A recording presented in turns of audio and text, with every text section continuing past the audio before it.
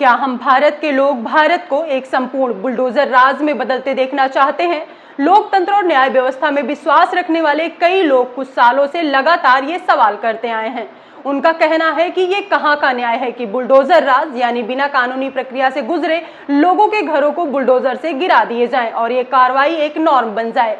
अब एक रिपोर्ट आई है जो कहती है कि पिछले 2 सालों में देश भर में कम से कम 1.5 लाख घरों को अलग अलग कारणों से गिरा दिया गया। इसके कारण 7 लाख से ज्यादा लोगों को मजबूरन अपने घरों से बेदखल होना पड़ा। अंग्रेजी मैगजीन फ्रंटलाइन में अनुज बहल ने बुलडोजर से घर और दुकान गिराने की कार्रवाई पर एक विस्तृत रिपोर्ट तैयार की है। ये report housing and land right networks यानी कि HLRN के हवाले से बनाई गई है। HLRN ने 2017 से लेकर 2023 तक इस तरह के आंकड़ों को इकट्ठा किया। रिपोर्ट बताती है कि इन सालों में बुलडोजर की कार्रवाई लगातार बढ़ी है और लोग बेदखल हुए हैं। इस दौरान कम से कम 16,80,000 लोग प्रभावित हुए।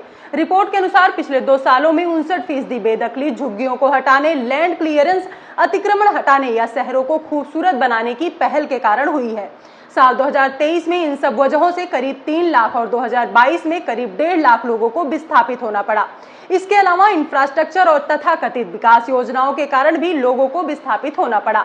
इनमें से कई मामलों में सरकार ने अतिक्रमण हटाने या शहरों को सौंदर्यीकरण जैसे कारणों का इस्तेमाल किया है। इसमें सबसे हालिया उदाहरण लखनऊ के अकबर नगर का है, जहां 19 जून को राज्य सरकार ने 1169 घरों और 101 व्यवसायिक संपत्तियों को ढहा दिया। इनमें कई लोग दशकों से वहां रह रहे थे। फ्रंटलाइन की रिपोर्ट के मुताबिक कई लोगों ने बताया कि विकास प्राधिकरण बनने से पहले वो वहां पे रह रहे थे। राज्य की बीजेपी सरकार इस इलाके में कुकरेल रिवर फ्रंट डेवलपमेंट की योजना बना रही है। हालांकि सरकार का कहना है कि ये सभी अतिक्रमण के दायरे में आते थे।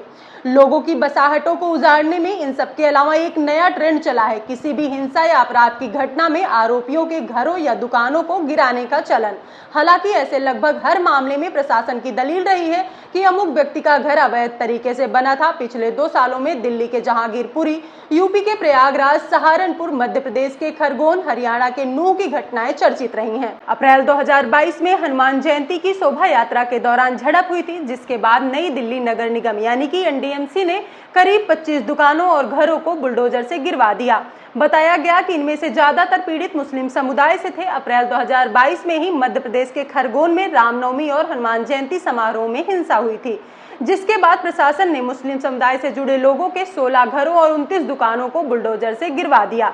इनमें से एक घर प्रधानमंत्री आवास योजना के तहत बनाया गया था। पिछले महीने ही मध्य प्रदेश के मंडला में 11 लोगों के मकानों को बुलडोजर से गिरा दिया गया। प्रशासन ने दावा किया था कि इन लोगों के घरों में कथित रूप से गाय का मांस बरामद हुआ था। बुलडोजर चलाने को लेकर प्रशासन ने दलील दी थी कि घर सरकारी जमीन पर बनी थे। इस साल फरवरी में एमनेस्टी इंटरनेशनल की रिपोर्ट से पता चला कि इस तरह के 128 कार्रवाइयों में मुस्लिम को टारगेट किया गया है, जिनमें से 617 लोग प्रभावित हुए। एमनेस्टी ने लिखा कि मीडिया में कई बार इस तरह की कार्रवाई को समर्थन देते हुए पेश किया गया है। यूपी के मुख्यमंत्री योगी आदित्यनाथ को बुलडोजर बाबा जैसी पदवी दी गई है। रिपोर्ट में खुद प्रधानमंत्री नरेंद्र मोदी के एक बयान का हवाला दिया गया है।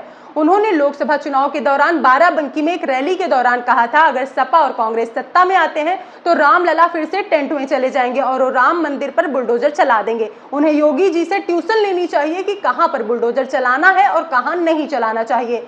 फ्रंटलाइन की रिपोर्ट के मुताबिक HLRN की डेटा से पता चलता है कि इस तरह की बेदखली की कार्रवाई में 44% मुस्लिम प्रभावित होते हैं। इसके अलावा 23% कार्रवाई का शिकार आदिवासी होते हैं। वहीं 17% OBC और 5% दलित ऐसी कार्रवाइयों से प्रभावित होते हैं।